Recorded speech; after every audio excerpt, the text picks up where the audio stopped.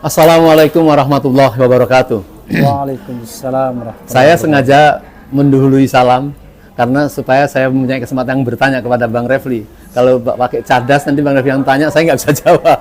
Keren cadas. Keren cadas. Waalaikumsalam warahmatullahi wabarakatuh. Jadi kita mau bicara santai walaupun yang mau dibicarakan materinya cukup serius menurut saya. Santai karena kita barusan bersama-sama nonton film yang tidak keras, film yang cukup menggambarkan tentang pendidikan disabilitas ya. Jadi saya ingin melanjut diskusi di mana-mana dan terutama kemarin itu kayaknya Bang Refli barusan podcast juga dengan Bang Esan, terus satu lagi dengan siapa membicarakan hal yang sama, Iya. yaitu tentang pelanggaran konstitusi. Tapi intinya selama ini kan sudah diramaikan tentang 3 periode, Ya. tapi tidak rame. Kemudian sekarang dilanjut dengan penundaan pilpres. Ya. Padahal yang sedang disambut masyarakat di mana-mana itu adalah menunggu saatnya pilpres, mematuhi konstitusi lah, kurang lebih pesta Ya. rakyat itu. Ya. Tapi justru petinggi negeri ini, yaitu MPR DPD, menyuarakan hal yang sama. Ada kemungkinan penundaan pilpres. Nah ini kan menjadi kemarahan sebagian kalangan lah terhadap seperti itu. Ya. Nah mungkin satu itu yang saya tanya, kira-kira itu cuman wacana atau memang betul-betul mau diterapkan apa yang disampaikan mereka itu, dan boleh nggak sih tinggi negara melakukan seperti itu, Bang Refli? Oke, saya mau membacanya secara umum dulu ya. Saya melihat ada skenario negara dan ada skenario masyarakat atau civil society. Kalau kita lihat skenario negara, dalam hal ini istana ya, saya melihat mereka serius kok yang namanya ingin 3 periode itu. Hanya persoalannya adalah ketika dilakukan testing the water, tes ombak, cek ombak, ternyata banyak penolakan. Dan di paling aneh dan lucu dalam tanda kutip, penolakan justru dari the ruling party PDIP sendiri. Ya kan?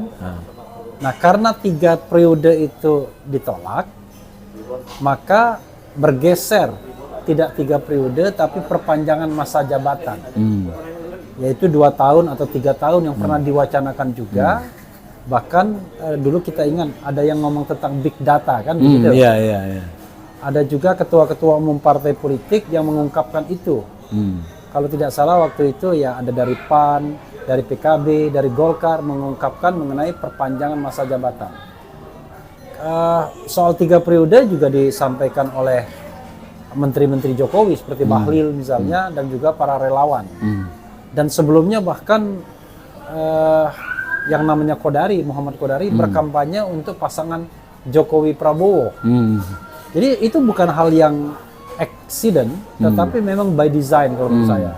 Nah, ketika ada penolakan terhadap perpanjangan masa jabatan karena dianggap inkonstitusional, apalagi 3 periode inkonstitusional, maka tiba-tiba muncul ide yang lebih soft lagi, yaitu penundaan pemilu. Nah, ketika bicara tentang penundaan pemilu, Bukan hal yang sama antara penundaan pemilu dengan perpanjangan ini? Slightly different, sama tapi agak berbeda sedikit. Kenapa? Kalau kita bicara perpanjangan masa jabatan, itu tidak ada logikanya, tidak ada landasan konstitusinya. Tapi kalau penundaan pemilu, itu orang masih bisa berdebat. Alasan-alasannya. Ya, misalnya kalau chaos, kalau macam-macam lah. Gempa bumi. Ya, gitu kan pemilu bisa ditunda. Cuman ditundanya sampai kapan kita tidak tahu. Kan mestinya ada pemilu itu pengulang setelah dia ditunda, ada dilanjutkan pada tahapan yang berhenti. Tapi ada juga diulang semua tahapan. Kalau misalnya penundaannya memang dalam skala nasional masif. Nah, karena itu kalau kita bicara tentang penundaan pemilu itu lebih soft dibandingkan perpanjangan masa jabatan. 3 periode itu terlalu telanjang. Kemudian perpanjangan masa jabatan itu ya masih kelihatan ada pelanggaran konstitusinya. Penundaan pemilu menjadi sebuah entry point yang lebih soft. Tapi penundaan pun kira-kira mungkin alasan mereka tuh yang Bang Refli dengar apa tuh? Ya, sebenarnya Biaya? yang paling sering diperdebatkan oleh kalangan istana adalah soal biaya, soal ketidaksiapan pembiayaan pemilu, di mana terkesan bahwa negara tidak bergerak untuk menyediakan dana itu. Nah, dikhawatirkan ketika pada menjelang hari pemilunya, pemerintah tinggal mengatakan kami nggak punya dana. Kalau tidak punya dana kita mau apa? Apalagi kemudian ditambah dari awal kan negara nakut-nakutin masyarakat bahwa tahun 2023 akan terjadi resesi dan lain sebagainya. Jadi seolah-olah punya legitimasi untuk melakukan penundaan pemilu. Dan di masyarakat mulai ada dikotomi antara biaya pemilu dan biaya makan masyarakat. Padahal kalau kita bicara mengenai kewajiban negara, ya pemilu itu kewajiban konstitusional, ngasih makan rakyat, dalam hal ini mensejahterakan rakyat, ya kewajiban konstitusional juga. Jadi bukan zero sum game. Iya. Kan banyak yang begini Bang. Iya. Orang kan sudah mulai kritis juga ya. Misalnya katakanlah biaya. Kan biaya bisa disederhanakan dengan cara yang lebih sederhana kan. Ya, itu yang saya mau singgung. Jadi kalau kita bicara dua ini bukan zero sum game, bukan tidak meniadakan. Justru ini adalah kewajiban konstitusional semua, ngasih makan rakyat kewajiban konstitusional, menyelenggarakan pemilu sekali dalam 5 tahun kewajiban konstitusional. Yang bukan kewajiban konstitusional kan memindahkan ibu kota negara. kereta cepat yang membengkak itu. Ya kan? Itu kan bisa ditunda. Kalau ini nggak bisa ditunda. Artinya kalau misalnya ada dana terbatas, ya ini yang harus didahulukan, ngasih makan rakyat sama selenggarakan pemilu, karena ini adalah cara yang absah dan konstitusional untuk yang namanya pergiliran kekuasaan. Nah, pertanyaannya adalah rupanya selain skenario negara, ada skenario komponen society non-state lah, non-negara atau non-istana. Yang juga bicara tentang penundaan pemilu. Tapi dengan cara pandang yang sedikit ideologis, bukan teknikal. Kalau tadi kan teknikal nggak ada duit. Kalau ini agak ideologis, yaitu menganggap bahwa pemilihan presiden secara langsung itu liberal. Karena itu proposalnya adalah kembali kepada Undang-Undang Dasar 1945. Kalau kembali kepada Undang-Undang Dasar 1945 itu, maka tidak akan ada lagi pemilihan presiden, tapi pemilihan DPR yang ada. DPD nggak ada juga. Masalahnya adalah kalau misalnya pemilihan oleh MPR itu akan diadakan, maka konsekuensinya bisa jadi perpanjangan masa jabatan Presiden Jokowi. Karena kita akan bertanya bagaimana caranya untuk kembali kepada Undang-Undang Dasar 1945. Ada dua kemungkinan, cara normal dan cara yang sifatnya ekstra konstitusional. Cara normal itu melalui MPR. Pengusulan sepertiga anggota MPR, lalu nanti diproses ke MPR, maka perubahan konstitusi atau penetapan konstitusi baru itu whatever, tapi yang jelas melalui mekanisme MPR. Nah berikutnya melalui mekanisme ekstra konstitusional seperti yang pernah dilakukan Bung Karno, 5 Juli 59. Dekret. Pertanyaannya adalah kalau dekret 5 Juli 59, siapa yang melakukannya seperti dekret 5 Juli? Kan yang melakukan presiden. Presidennya Presiden Jokowi kan? Kalau Presiden Jokowi misalnya mengeluarkan dekret pada tahun 2023 atau katakanlah menjelang pemilu 2024, misalnya 14 Februari pemilu, dia keluarkan dekret Januari misalnya. Maka konsekuensinya apa? Konsekuensinya yang jelas adalah tidak ada pemilihan presiden secara langsung, tidak ada pilsumpres. Yang ada pemilihan legislatif, tapi itu pun harus terpaksa ditunda. Karena persiapannya kan untuk pemilihan anggota DPR dan DPD. Sementara Undang-Undang Dasar 1945 versi PPKI itu tidak ada pemilihan DPD-nya. Nah, artinya pasti ada delay. Nah, kalau dengan adanya delay penyelenggaraan pemilu dan pilpres oleh MPR nantinya, ya pasti akan ada penundaan. Apalagi misalnya MPR yang diharapkan memilih presiden adalah MPR baru. Kalau yang diharapkan memilih presiden adalah MPR baru, maka DPR yang baru kan baru akan dilantik per 1 Oktober 2024. 2024 ya. Lalu ditambah dengan utusan daerah dan golongan. Iya. Ya. Kalau seandainya desainnya tetap seperti itu, katanya kan ada adendum itu, saya kembali yang ke normalnya dulu. Iya. Barangkali setelah itu baru bisa diadakan pemilihan presiden. Kan bisa juga dong katanya pemilihannya tanggal 20 Oktober misalnya. Jadi tidak perlu penundaan pemilu dan pembatasan masa jabatan. Tetapi yang jangan kita lupa adalah, karena itu tidak perlu ada penundaan pemilu. Bisa saja pilpresnya tetap dilakukan pada tanggal 20 Oktober tahun 2024 langsung. Yeah. Persoalannya adalah kalau misalnya konstitusi Undang-Undang Dasar 45-nya itu tidak ada perubahan, maka Presiden Jokowi bisa nyalon lagi. Iya. Artinya dekret itu bisa untuk menyediakan Peluang itu ya, peluang yang untuk dia sebenarnya memperpanjang sudah masa tidak jabatan. Sudah tidak secara boleh konstitusi lagi. kan dia nggak bisa lagi. Gitu. Sudah tidak boleh dalam konstitusi hari ini. Iya. Tapi begitu kembali kepada Undang-Undang Dasar 45, dia punya legitimasi. Nah, memang ada pendapat yang mengatakan kita bikin konsensus dulu dong. Bahwa salah satu konsensusnya adalah pembatasan masa jabatan. Pertanyaannya adalah ketika kita kembali pada dekret 5 Juli kembali kepada Undang-Undang Dasar 45 melalui dekret, maka naskah yang kita pakai kan naskah yang ada dulu. Iya. Kan yang ada kan belum ada adendumnya. Karena itu ketika ada dipaksakan pemilihan nanti katakanlah Oktober 2024, ya yang ada adalah naskah yang tidak ada pembatasan masa jabatan presidennya. Sehingga ya Jokowi berasa saya berhak dong ikut, nggak ada pembatasan kok. Nah, ini yang menurut saya kalau kita bicara mengenai kembali kepada Undang-Undang Dasar 1945, khawatirnya justru akan diboncengi oleh kekuasaan istana untuk memperpanjang masa jabatan bahkan 3 periode. Dengan apa itu? Dengan Perpu atau dengan?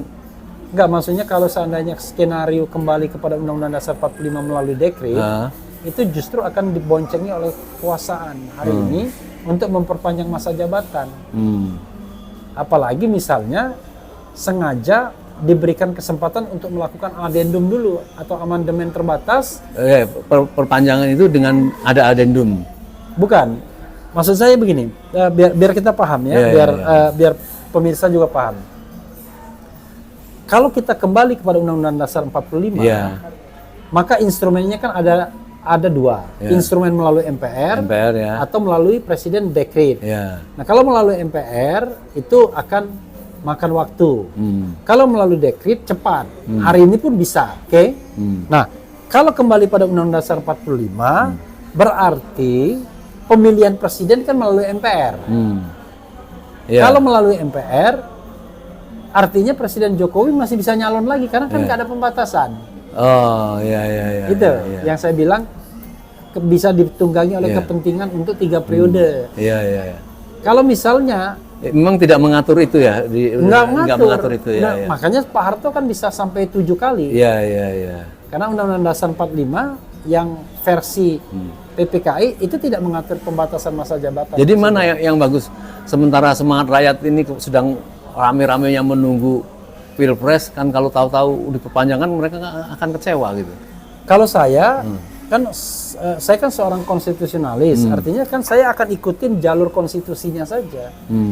Kan kembali kepada Undang-Undang Dasar 45 itu wacana, yang kita tidak tahu apakah akan dilaksanakan atau tidak. Tapi yang jelas adalah jadwal pemilu di depan mata yang sudah ditetapkan sebagai agenda 5 tahunan berdasarkan konstitusi yang hari ini berlaku, yaitu Undang-Undang Dasar 45 plus perubahannya yang 1, 2, 3, dan 4. Dalam perubahan konstitusi itu tegas dinyatakan bahwa pemilu itu dilakukan sekali dalam 5 tahun. Nah, dalam konteks ini KPU sudah menetapkan jadwalnya 14 Februari 2024. Ya itu aja yang kita ikuti. Gitu, sebagai sebuah prosedur ketatanegaraan yang memang harus dilakukan sekali dalam 5 tahun. Bagaimana kalau misalnya dibilang ada perubahan kekuasaan sebelum 2024? Kalau itu kita tidak bisa skenariokan. Itu keadaan. Itu kondisi. Dan itu kan sudah banyak dibicarakan Ya, di itu mana-mana. diwacanakan, tapi Diwacanakan. itu bukan kalender ketatanegaraan. Itu kita tidak tahu. Kita tidak bisa menjadwalkan hal-hal yang sifatnya di Berarti luar kan kalender. itu bisa terjadi kemarahan masyarakat ya, misalnya terjadi suatu penyimpangan yang amat sangat gitu ya. Ya, itu soal konstitusi yang mengatakan bahwa presiden itu bisa mundur dengan 3 sebab. Satu, mengundurkan diri. 2, berhalangan tetap. Iya, iya. Dan 3, di-impeach atau dimakzulkan. Itu diatur berarti. Ya, itu diatur dalam konstitusi. Justru semua konstitusi di negara di dunia ini yang demokratis mengatur bagaimana memberhentikan presiden. Nah sekarang ini kan kalau masalah konstitusi, orang ini kan sedang menyorot 2 pimpinan lembaga ini, MPR sama DPD. Ini kira-kira hanya tes untuk gimana ngecek masyarakat, atau memang ini sudah ada semacam kayak kong kali kong atau pembicaraan antara eksekutif dengan petinggi negara ini gitu. Ya, saya terus terang saya pernah menginterview Lanyala ya. Saya hanya bisa menjelaskan apa yang dia sampaikan. Tapi kan saya tidak bisa menjelaskan apa yang ada dalam alam pikirannya. Kalau dia tadi yang saya katakan ingin kembali kepada Undang-Undang Dasar 45 dengan alasan yang sifatnya ideologis. Karena dia anggap bahwa konstitusi sekarang itu sumber kerusakan. Sumber malapetaka. Karena itu jawabannya, panasianya adalah kembali ke Undang-Undang Dasar 45. Cuma tadi saya katakan, kalau kita mau kembali ke Undang-Undang 45, kan ada konsekuensi-konsekuensi yang tadi saya sudah jelaskan. Iya. Nah, konsekuensi yang sudah dijelaskan itu, ya harus kita antisipasi kalau perubahan ini terjadi. Let's say misalnya hari ini Presiden Jokowi mengeluarkan dekret presiden untuk kembali pada Undang-Undang Dasar 45. Artinya kan semua kalender ketatanegaraan bubar. Ya kan? Mahkamah Konstitusi bubar. Kemudian DPD bubar. KY bubar. Pemilu tidak bisa lagi dilaksanakan karena Pilpres itu sudah tidak ada langsung, dan kemudian juga tidak ada pemilihan anggota DPD, yang ada adalah anggota DPR dan DPRD saja. Artinya jadwal ulang. Iya. Nah, konsekuensi itulah yang harus kita hitung. Sementara di society sendiri kembali kepada Undang-Undang Dasar 45 itu hanya satu alur pikiran saja dari 3 alur pikiran yang ada terhadap konstitusi. Satu, ada yang menginginkan kembali. Yang kedua, ada menginginkan konstitusi hari ini dilaksanakan saja sebaik-baiknya. Ada yang menginginkan perubahan ke depan. Artinya dari yang sekarang diubah lagi untuk disempurnakan walaupun tidak akan pernah sempurna. Nah, dari situ saja kita sudah berdebat. Maka kalau menurut saya, ide-ide tentang konstitusi itu mungkin ya, dalam pendapat saya lebih baik itu dibicarakan pasca 2024. Biar tidak terkait dengan agenda ketatanegaraan hari ini, tidak merusak ritme ketatanegaraan hari ini. Jadi orang nanti akan berpikir jernih. Pokoknya selesai dulu lah, kan kekuasaan ini kan sudah memang berakhir 2024. Ini urusan nanti lah gitu. Iya, selesaikan dulu, Pilpres dulu. Tapi kalau saya boleh appeal, ya kan? Ya mbok ya Presiden Jokowi keluarkan Perpu menghapus presidensial threshold. Iya. Jadi biar orang-orang, tokoh-tokoh ini dapat kesempatan berkompetisi. Itu nggak harus melalui MK lagi? Ya, kalau saya kan sudah mengatakan untuk mengubah presidensial threshold itu ketiga, melalui MK, melalui DPR dan Presiden. Kalau DPR kan berarti perubahan undang-undang. Dan padahal Presiden tahu sekali ya keinginan masyarakat itu terhadap PT itu. DPR juga tahu juga keinginan masyarakat. Kalau seandainya ini bisa dihapuskan ya melalui Perpu atau melalui perubahan undang-undang yang satu pasal saja, maka kan semua jago-jagoan ini kan bisa berkompetisi. Iya. Lanyala bisa berkompetisi, Gatot Nurmantio bisa berkompetisi, Rizal Ramli bisa berkompetisi. Kemudian Anies Baswedan bisa berkompetisi, Ganjar bisa, Puan bisa, semuanya you name it. Yang merasa kalah saja yang nggak mau berkompetisi. Ya, sekarang dengan adanya 17 slot, ada 17 partai politik, maka secara teoritis kan kita lihat nanti Partai Umat ya, tapi yang untuk sementara 17. maka kan ada 17 partai yang bisa Partai. mencalonkan diri. Nah, saya nggak yakin mereka punya calon masing-masing. Iya, iya. Paling juga ada gabung 1-2 partai. Tapi Iya. itu jauh lebih baik. Ya, faktanya Nasdem tidak mencalonkan dari partainya sendiri lah. Ya, itu akan jauh lebih baik ya untuk mendorong perubahan yang jauh lebih konstitusional. Jadi imajinasi untuk memperpendek, untuk bikin skenario lain itu barangkali akan terwadahi kalau seandainya presidensial Iya, threshold iya, iya, dinolkan. iya. Karena Bagus, semua bagus, orang bagus, bisa ya. berkompetisi. Iya, iya, iya. Gitu. Kalau semua orang tidak berkompetisi, mereka merasa nggak fair. Karena itu kemudian ada imajinasi liar yang lain-lain. Tapi jangan-jangan imajinasi liar dan lain-lain itu memang dipancing juga oleh kekuasaan agar ada turbulensi politik dan Iya, iya, ada iya. alasan untuk menunda pemilu. Apa tadi turbulensi itu penggab atau apa? Nggak, turbulensi itu angin puting beliung. Oh iya iya. Yang iya. turbulens ya kan? Gitu. Nah, jadi politik itu jadi gonjang-ganjing dan ada alasan bagi istana untuk melakukan tindakan-tindakan yang ekstra konstitusional, termasuk menunda pemilu dan lain sebagainya. Jadi menurut saya, kalau saya ditanyakan kepada saya ya sebagai orang hukum tata negara, satu, kita taati kalender ketatanegaraan kita, yaitu 2024 itu pemilihan umum, termasuk pemilihan presiden. Yang kedua, keluarkan perpu ya atau perubahan undang-undang yang menghapus presidensial threshold. Itu sehari aja cukup. Iya iya iya. Ngapain? Kan Iya. cuma satu pasal. Ah. Ya pasal lainnya kan tinggal konsekuensi aja. Tapi dengan demikian kita sudah tahu calon presiden itu akan ada 17 slot yang bisa dipakai. Dengan 17 slot yang dipakai, mereka-mereka yang mau berkompetisi punya alasan. Silakan ikut. Anda semua bisa berkompetisi kok. Nggak perlu pakai jalur yang lain. Iya iya. Nah, tapi jangan lupa Presiden Jokowi sebagai kepala negara plus kepala pemerintahan harus berkomitmen untuk bertindak netral. Jangan melakukan endorsement terhadap salah satu pasangan calon. Jadi simple menurut saya. Iya iya iya. Sekali lagi, Presiden Jokowi netral, hilangkan presidensial threshold, maka semua bisa berkompetisi. Itu jalan keluar yang agak misalnya agak apa namanya soft ya gitu. Iya, dan jalan keluar satu konstitusional, kedua memberikan kesempatan kepada Kalau calon. perpanjangan yang penundaan yang tentunya juga perpanjangan, itu sikap DPR itu sebenarnya seperti apa sih Bang? Ya. Termasuk DPD juga tentunya. Jadi sebenarnya kalau saya lihat ya, skenario penundaan perpanjangan itu membuat elit politik itu terbelah. Partai politik terbelah. Nah, partai istana nggak kompak ternyata. Karena yang menolak perpanjangan jabatan justru partai pemerintah sendiri. PDIP misalnya. Iya, oh iya iya. Nasdem menolak. Nasdem, Kemudian beberapa partai seperti Gerindra menolak. PKS menolak. Jadi ketika ada wacana tentang penundaan pemilu, mayoritas DPR menolak. Nah, yang pro itu kan Golkar. Dari mana itu kesimpulan tentang DPR menolak itu? Kan statement Tadi mereka partainya kan? itu ya. Iya, Oke, statement mereka kan. Jadi statement yang setuju dengan penundaan itu kan dari Golkar, dari PKB, dari PAN, kan begitu. Iya iya iya. Tapi yang nolak kan dari PDIP, dari PKS, dari Gerindra, dari Demokrat.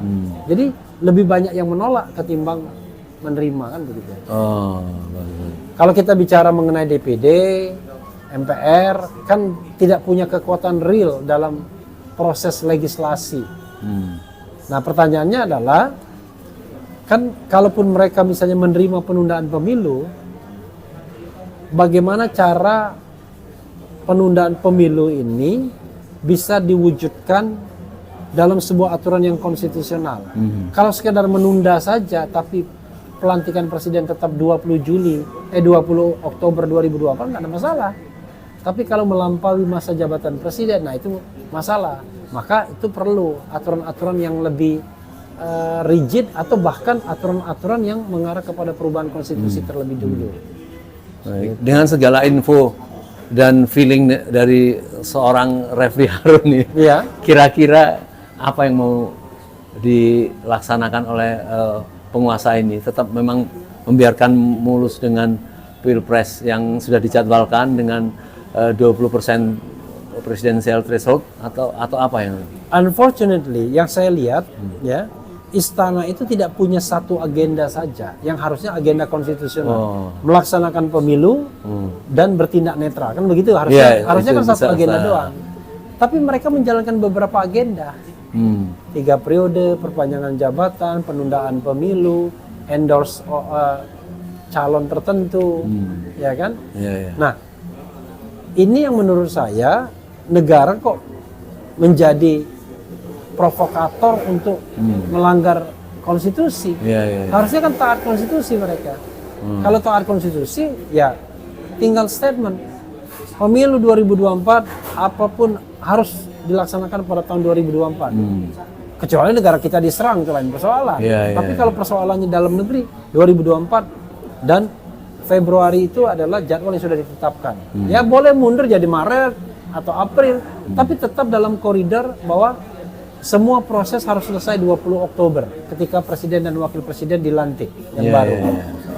Yang kedua, istana mengatakan dirinya bertindak netral dalam pemilu. Yang ketiga, kecurangan-kecurangan pemilu itu segera diatasi, bila perlu dikasih hukuman yang curang. Kan ada kecurangan verifikasi dan lain sebagainya. Yang keempat, presiden keluarkan dong yang namanya Perpu penghilangan atau penghapusan presidensial threshold. Kira-kira begitulah. Tanda bahwa niat baik pemerintah mau melakukan seperti itu tanda pendaftaran untuk Pilpres itu kapan dan berapa waktunya? Kita tahu bahwa Pilpres itu baru akan dilakukan pendaftarannya bulan Oktober.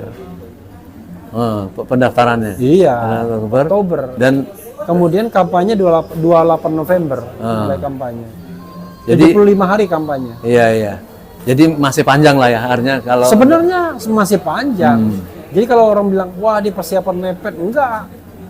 Sebenarnya masih panjang banget persiapan. Ini kan baru bulan Desember.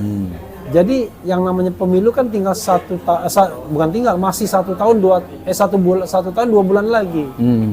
Karena itu menurut saya tidak ada alasan mengatakan bahwa persiapan mepet, kemudian dana nggak ada dan lain sebagainya. Yang nggak ada itu komitmen pemerintah, untuk menegakkan aturan yang sesungguhnya, kan begitu. Jadi masyarakat nggak usah terlalu khawatir sekali ya. Yang penting yang dituntut itu memang komitmen itu yang segera disampaikan. Jangan sampai pelentat-pelintut sekarang malah ketua MPR-nya mengatakan seperti itu, kan itu yang menjadi suhu tinggi. Jadi komitmennya adalah tadi melaksanakan Pilpres pada tahun 2024 pada bulan Februari. Yang kedua, komitmen terhadap pembiayaannya, kan begitu. Yang ketiga, komitmen untuk bertindak netral, jujur dan adil. Yang keempat, komitmen menghilangkan presidensial threshold, kan begitu. Masalah pembiayaan ini, kan mestinya kalau itu sudah masuk dalam APBN kan sebenarnya nggak ada kekhawatiran. Ini saya tanya, itu anggaran itu sudah masuk APBN belum? Anggaran itu kan ada tahapan sekuensial kan. Jadi ada anggaran 2000 per tahun lah misalnya jumlahnya 100 miliar berarti kan per tahun 20 itu kan, ada nggak Bang? Ya ada kan sekuensial. Tapi kan untuk tahun 2024 kita tidak tahu, APBN 2024 kan belum diketok palu. Iya. Kan yang paling besar menyerap anggaran pasti APBN 2024. Iya. Gitu. APBN 2023 oke lah mereka tetap verifikasi, tapi komitmen untuk hari hanya itu kan jauh lebih besar. Gitu. Ya artinya sekarang ini kembali kepada rakyat kepengen menyambut terhadap itu, kan memang ada kegiatan undangan dari tiap-tiap daerah ini terhadap salah satu calon yang memang sudah dideklarasikan oleh Nasdem, yaitu Anies Rashid Baswedan. Itu apa itu menyalahi aturan misalnya data? Nah, ini lain lagi ini masalah sebentar. Ini lain lagi. Jadi tidak terkait dengan penundaan pemilu. Jadi kalau kita bicara mengenai salah satu, sebenarnya dia bakal calon aja belum? Dia bakal calon belum? Pokoknya didengar-dengar aja. Yang katanya baru didengar-dengar. Maka saya mengatakan begini, Anies itu nggak ada bedanya kondisinya seperti kita. seperti Ustadz Somad. Ya kita lah, Iya, iya, iya. sama-sama warga Iya, negara iya, iya. yang berhak untuk free movement, Ah. untuk bergerak dari satu tempat ke tempat lain, termasuk juga untuk berserikat dan berkumpul. Nah, karena ini dia belum ditetapkan sebagai calon presiden, ya tidak bisa ada curi start kampanye.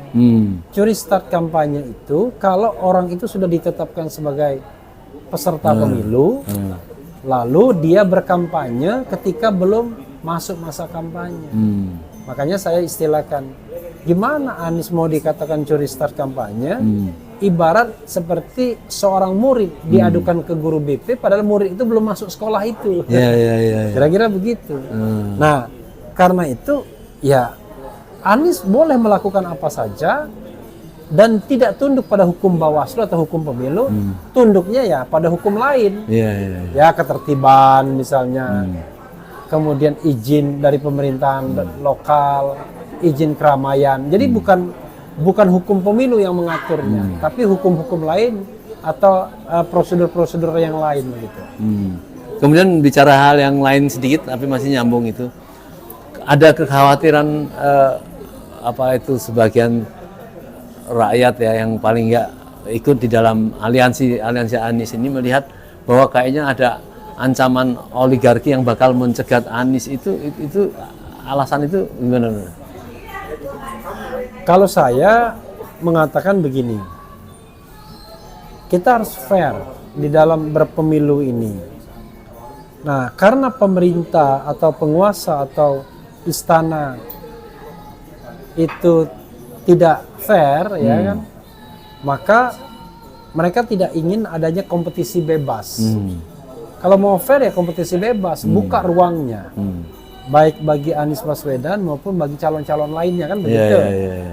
Jangan kemudian calon-calon itu dimatikan dengan rekayasa misalnya. Saya lebih senang kalau Anies bisa nyalon, Ganjar bisa nyalon, Prabowo bisa nyalon, Puan bisa nyalon, Rizal Ramli juga, kemudian Lanyala juga, Gatot Nurmantio juga, you name it, siapapun. Kan ada 17 slot seandainya presidensial threshold tidak ada. Karena itu sekali lagi kita tidak boleh menggunakan cara-cara kotor, ya, cara-cara yang tidak elegan untuk membunuh saingan sebelum perhelatan Pilpres dilakukan. Bagus sekali ya. Terakhir tadi saya sangat setuju sekali ya. Artinya diberi kesempatan partai yang sudah diloloskan mengajukan tadi 17 slot itu ya. Mungkin itu yang lebih fair. Tapi tentu hanya membutuhkan satu keputusan dari presiden ya. Tentang 20% PT itu tadi ya. Gitu. Baik, Bang Refli, ini terima kasih sekali nih. Saya kira agak konkret ini.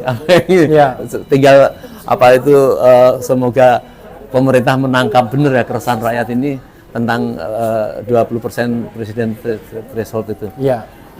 Baik, pemirsa, senang sekali saya sore hari ini bisa ketemu Bang Refli Harun ya, membicarakan beberapa yang sempat dibicarakan di tengah-tengah masyarakat tentang kepastian Pilpres ini ya.